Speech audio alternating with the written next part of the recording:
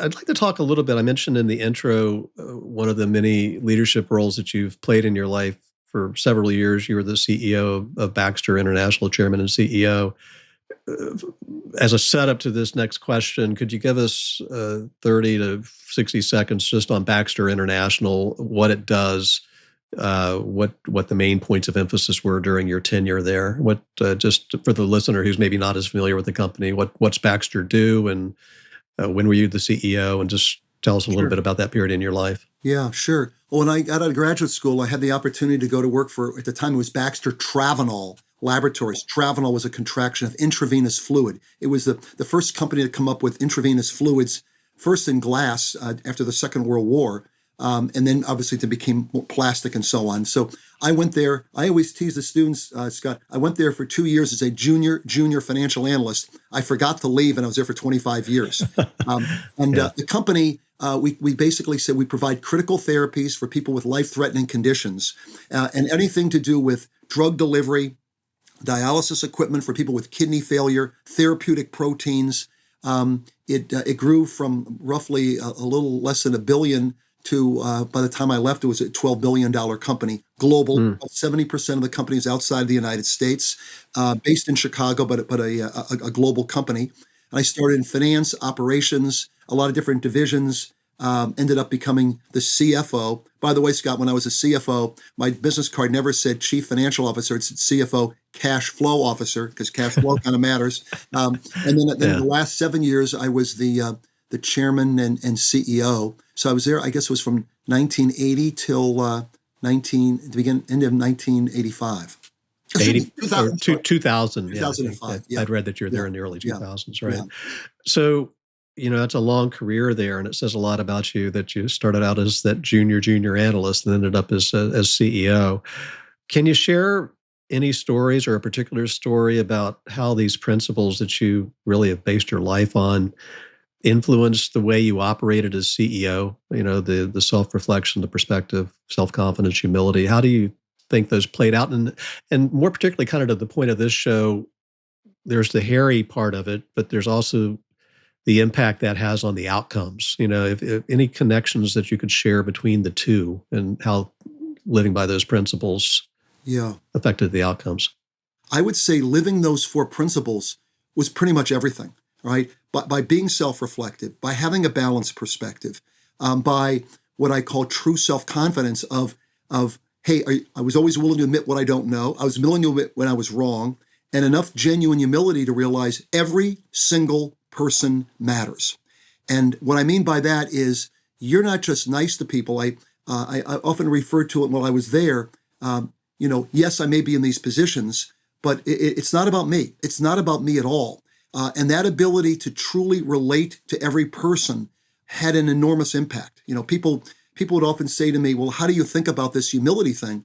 And it's funny, Scott. I'd say to people, "Well, how did you get to where you are?" Well, people usually say, "Well, I worked very hard and I have certain skill sets." I said, "Well, that's interesting. Yeah, you work hard, have skill sets." I said, "Well, for me, let's not forget about luck. Let's forget about timing. Let's never forget it's all about the team. It's all about your mentors. And for some of us, there's somebody upstairs, there's a spiritual, religious perspective.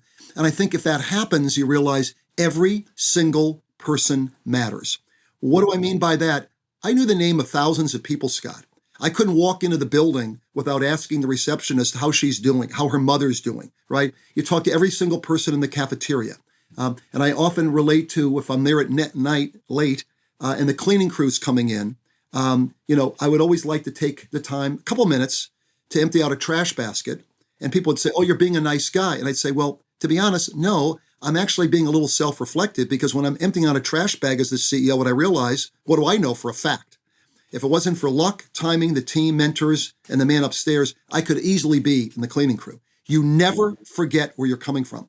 And by the way, Scott, I never say humility without genuine because a lot of people act like they're humble. But Right. faking this, as you know, faking this, you look like a complete total idiot. But if you live your life that way, it's amazing because I kind of view it as I kind of view it, Scott, as a win-win. It seems like the right values thing to do.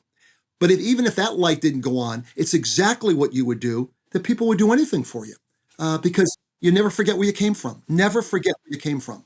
Do you think the culture of Baxter was always aligned with those principles, or do you think it became more aligned over time, especially as you moved into more and more senior roles, CFO, CEO? Did the culture follow you, or were you already immersed in the culture and just put the pedal to the metal on that? Um, you ask great questions, Scott. I hate, well, because of genuine humility, I don't want to make them sound like too much credit, but no, I would say in Yeah. most organizations, and Scott, you coach a lot of people, I think what often happens, honestly, is my opinion. Remember, I always say, Scott, I have very few answers. I have many opinions. I don't do Q and I do Q and O, right? So what I realize is my interpretation, Scott, and you may know more about this than I do. An awful lot of really good people, they get told how good they are. Scott, you're good. Scott, you're phenomenal. And after a while, you start to believe it, and you kind of think of yourself as above other people. And from the very beginning, I just took the attitude, never forget where you came from. To the point, Scott, where crazy enough, even when I was the CEO and you're in this big office, I would at least once a week enter the building from the other end of the side to go into building 5, third floor, fourth cubicle from the west wing wall, which was my 4 foot by, just walking by reminded me what it was like to be 22 and to be there. And again, Scott, I emphasize, if you, and I can't tell you how serious I am, if you never forget how you started. Well, now, 20 years later, you remember that. So for example, Scott, when somebody's making a presentation to me in a boardroom and I'm looking at a slide, a PowerPoint slide, I immediately remind myself, being up at 2 o'clock in the morning, putting a slide like that together. And even now on a lot of boards, I'll say to the CEO, hey, how many of those slides do you need? Somebody's up at 2 o'clock in the morning. I don't think you need all those slides. So it's incredibly emotional for me when I say, you never forget where you may be blessed, you may be fortunate, but every single person matters. There's so many things that come to mind as you share that. I just want to make a couple of points for the folks listening that are kind of like coaching points.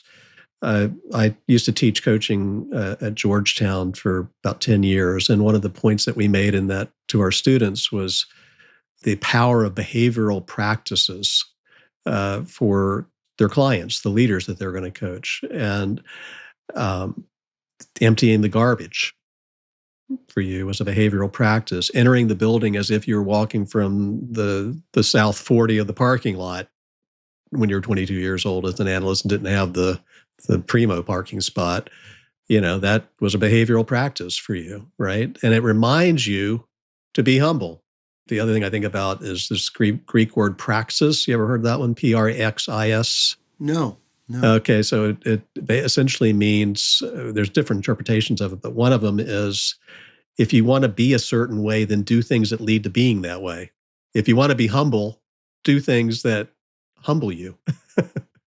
And it sounds like that's really how you've lived, practiced your leadership and really lived your life.